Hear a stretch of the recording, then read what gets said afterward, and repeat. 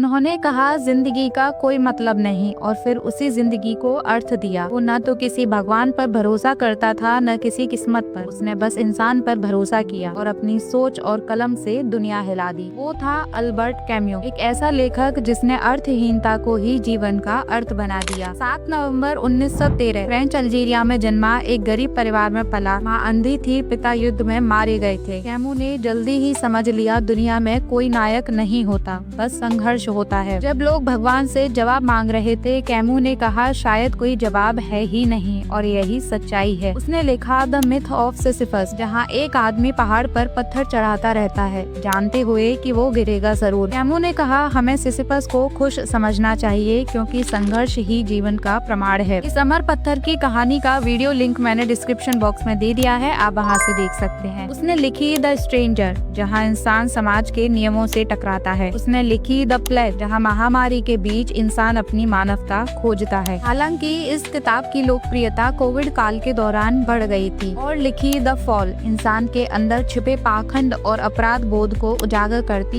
ये किताब। अगर आपने इनमें से कोई भी किताब पढ़ी है तो मुझे कमेंट में जरूर बताएं। द्वितीय विश्व युद्ध के दौरान कैमू ने फ्रेंच रेजिस्टेंस मूवमेंट में हिस्सा लिया। उस समय वह एक अखबार के संपादक थे, जहाँ से उन्होंने नाजी शासन के खिलाफ सत्य और स्वतंत्रता के लिए लिखा। उनकी कलम बंदूक से ज्यादा तेज थी। 1957 में उन्हें नोबेल प्राइज मिला, क्योंकि उन्होंने दुनिया को सिखाया कि निराशा में भी सही अर्थ ढूंढा जा सकता है। 4 जनवरी 1960 एक कार हादसे में कैमू की मौत हो गई। उनकी जेब में एक ट्रेन का टिकट मिला, जो अब तक इस्तेमाल नहीं हुआ था। वह बिना भगवान के जिया, पर मानवता में भगवान ढूंढ लिया था। उसने कहा अगर जीवन बेमतलब है तो सही जीवन जीना ही हमारा विद्रोह है। कुछ कहते हैं यह किस्मत थी, कुछ कहते हैं एक रहस्य, पर कैमू कहता किस्मत सोच बंद करने का सिर्फ एक बहाना है। अल्बर्ट कैमू, अर्थहीनता का दार्शनिक, एक ऐसा आदमी जिसने अर्थहीनता में भी अर्थ खोज लिया था।